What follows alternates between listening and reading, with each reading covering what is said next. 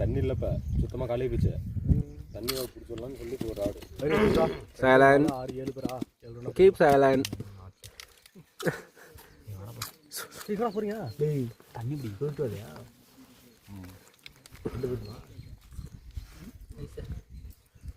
அவனா கச்சண்டா. ரெண்டு பேர் தான். என்னது பிரதர்?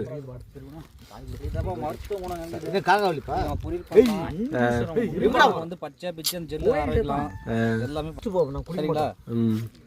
வந்து நீங்க யூடியூபோட போட்டு பாத்தீங்கன்னா என்ன இது பெயிண்ட் கொடுதுன்னா இது பேரு இதுக்கு பேர் மட்டும் நமக்கு தெரியாது. ஆனா கத்தலை என்ன கத்தலை நமக்கு தெரியாது.